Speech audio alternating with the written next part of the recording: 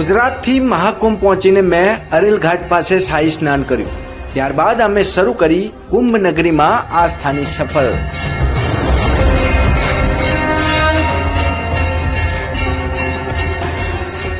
અત્યારે હું અરેલ ઘાટ પાસેની આ જગ્યામાં ઊભો છું કે જ્યાં કૈલાસધામ કુટીર આપને જોવા મળી રહી છે. આ મોરારી બાપુ માટે અહીંયા હાલ તૈયાર કરવામાં આવી રહી છે. બિલકુલ આની ડાબી તરફ જે એક પંડાલ પણ તૈયાર કરવામાં આવ્યું છે, જેની અંદર મોરારી બાપુની કથાનું પણ આયોજન કરવામાં આવ્યું છે. કૈલાસ કુટીરથી આગળ નીકળતા જ મારી નજર તનિષ્ક ફૂડ કોર્ટ પર પડી. ટોટલ 20 સ્ટોલ ઉભા કર્યા છે. એમાં બધી જ જાતનું ભોજન મળી રહે છે. લોકલ માર્કેટમાં જે ભાવ વેચાય છે એ જ ભાવ અહીંયા વેચી રહ્યા છે. ત્રિવેણી સંગમની સામે જ ફૂડ કોર્ટ છે, ત્યાં અમે લોકોએ થોડો નાસ્તો બી કર્યો અને પછી અમે લોકો સ્નાન કરવા માટે ગયા હતા.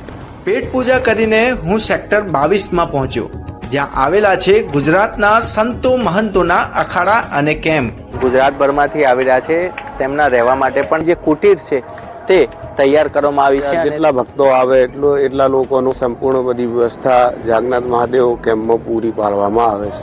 ને જો તમારે પ્રીમિયમ ટેન્ટમાં રહેવું છે તો તેની પણ ફેસિલિટી છે. આખો વિડિયો જોવા માટે ડાઉનલોડ કરો દિવ્ય ભાસ્કર એપ.